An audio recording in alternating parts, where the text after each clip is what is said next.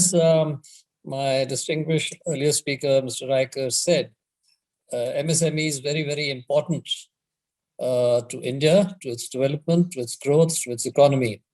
I share that thought. Of course, we have a somewhat different nomenclature for this sector. We call it MSME, and there's a micro in it. Europe does not have MSME, it has a SME, which on a lighter note has created in the past some complications for our visiting ministers there, because we have an industry minister also and an independent MSME minister. And it's very difficult for those European countries to find his counterpart on occasions.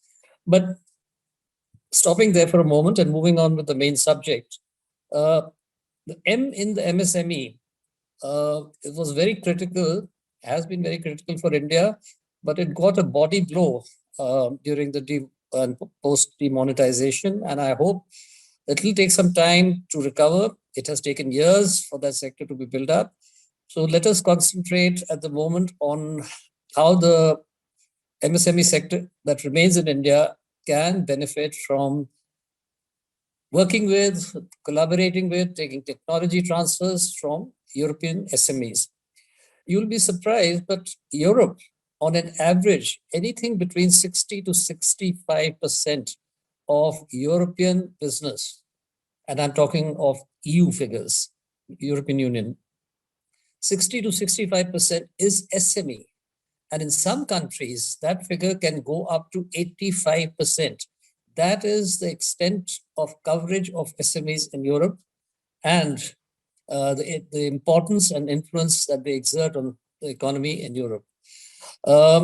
Unfortunately, what we have in our country is a very, very minute segment that has been able to come into India through collaborations, through technical collaborations, joint ventures. Bulk of it still has to come. A lot of major European companies have been in India, have been very steadfast in their commitment, have not come in and walked out during any of the down periods. And they have shown that they have come to stay in India for a very long time, which is a great thing. But we need to get a lot more of the SMEs into India. Europe is acknowledged in terms of technology, engineering, the bigger end of the brick and mortar business. And a lot of the major players are here, but a lot of the technology is privy to, resides, has copyrights, has trademarks of a number of SMEs. Some of those SMEs are actually joint venture partners of some of the big companies like the Mahindras, for instance. Now, what does Europe give to India? I mean, it is India's third largest trading partner. These are 2020 figures, which is only surpassed by China and the USA. That euro 62.8 billion is roughly 11.1% of India's trade with the outside world.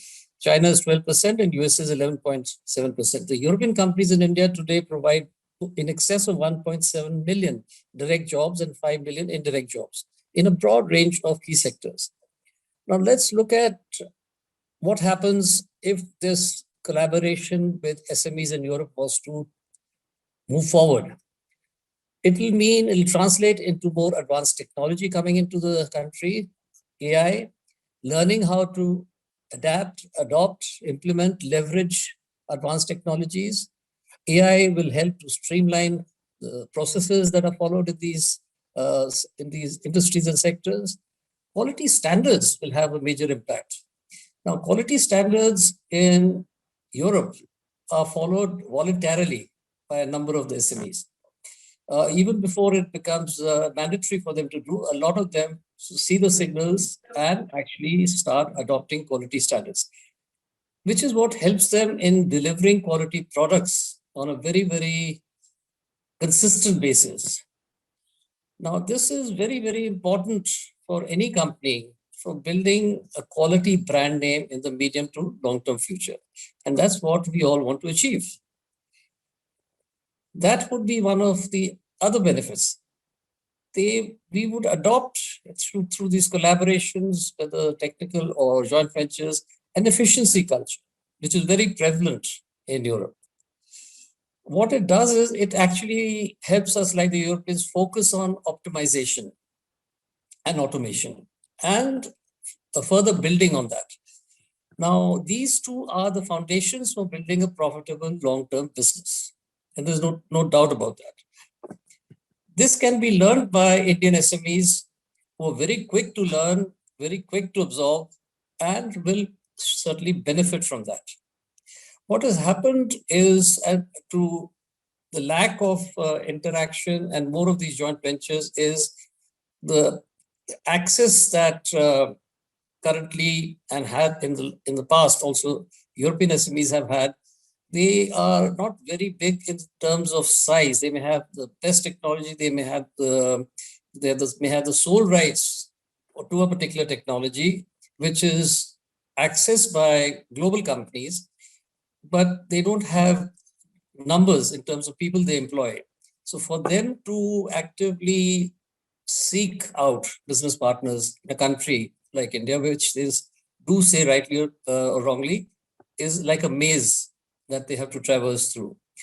Things are changing, but this will take long. Our country also has to make it easier for European SMEs to be able to access partners in our country. Europe has a very strong and abiding culture of proactive and progressive research and development. This is yet another benefit that we can get, our SMEs can get if they collaborate. And access to the R&D of these companies who become their partners can lead to a comprehensive benefit across all levels. And our SMEs can leverage this through these collaborations. Technology adaptation, adoption. There are multiple technologies that are somewhat outdated in Europe. Now, you may say that why should we take second-hand technology? I won't call them second-hand technology, but they are technologies which are still very, very relevant. And some of the Indian companies who have collaborated have found that to be the case. And they have very easily and successfully adapted these technologies to their businesses. And so there is still some sense and still some relevance in also going to such to access such technologies. Not to say that the latest state of the art is also available and they should access it, but sometimes this also works better. Today, with the strengthening rules, regulations on surrounding climate change issues, sustainability, there is immense focus in Europe. And now the European Union is coming out with rather stringent rules and regulations surrounding what can be exported to European Union by the rest of the world. So the focus is on basically, apart from sustainability, on achieving a net zero situation, which is a situation where global greenhouse emissions from human activity are brought or kept in balance with emission reductions. So essentially, in most simple form, it is removing an equal amount of carbon dioxide from the atmosphere as we continue to release more CO2 into the atmosphere. Now, this is something that there needs to be more focus in our country, and how it's brought in is for the government to take a view on. But this is critical, it's very urgent, and a coordinated global action is needed within the next decade to combat the growing climate threat. And if we are to access collaborations from Europe for our SMEs, if we are to access the technology, we will have to adhere willy-nilly to some of these things.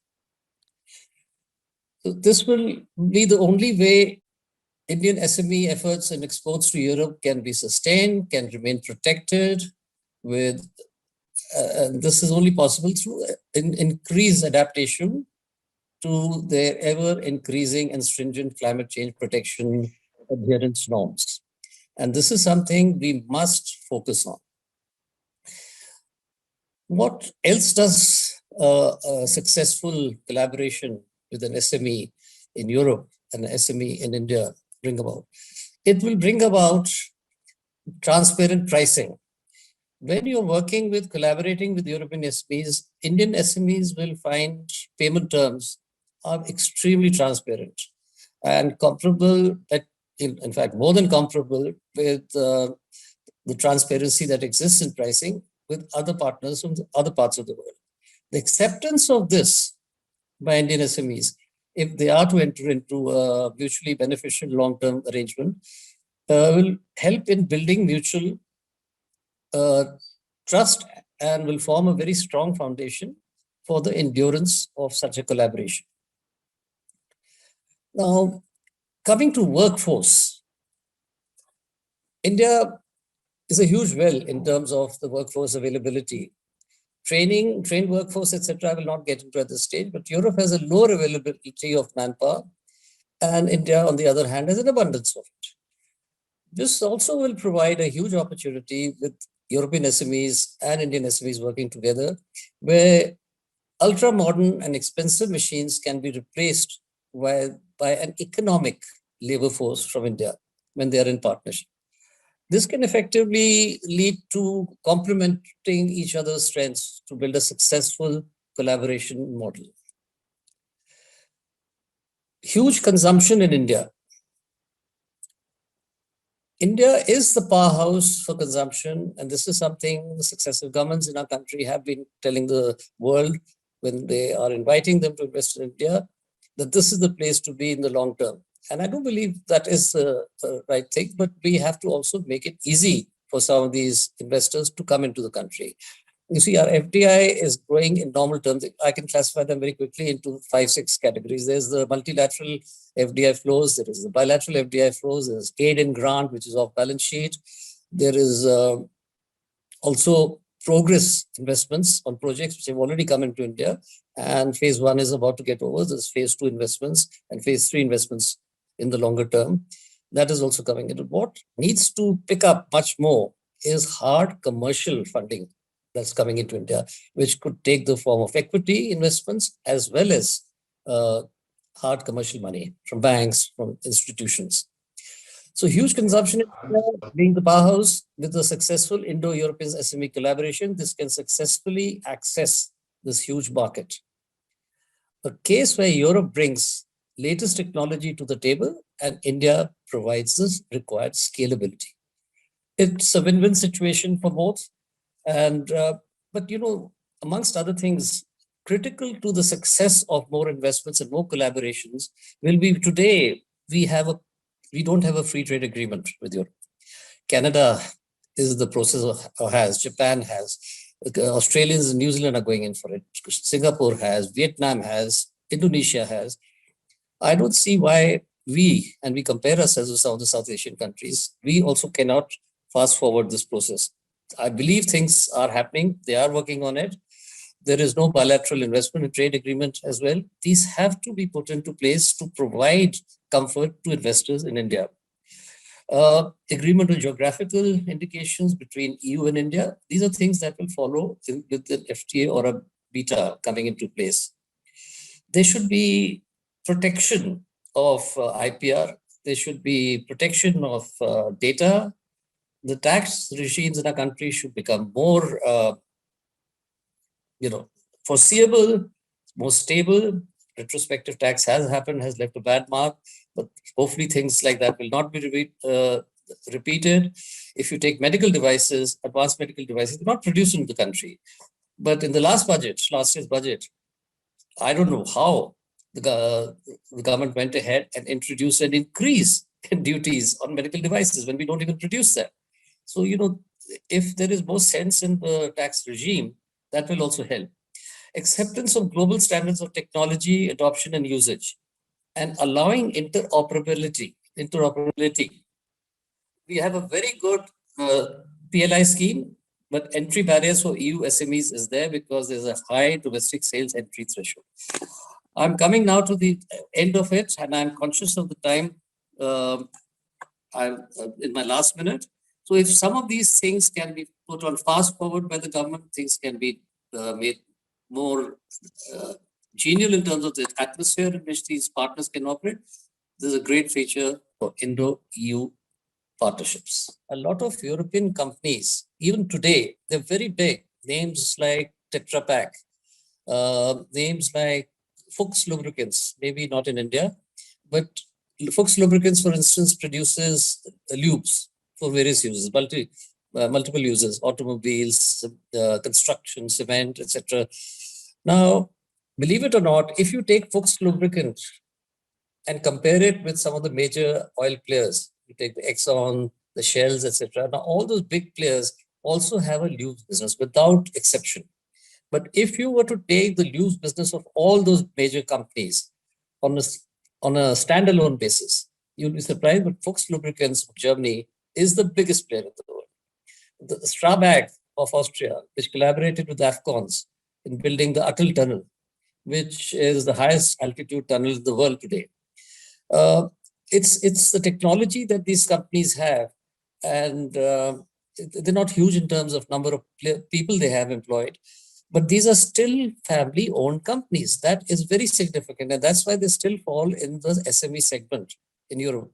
Now, there is no comparable kind of companies to these family-owned companies anywhere in the world.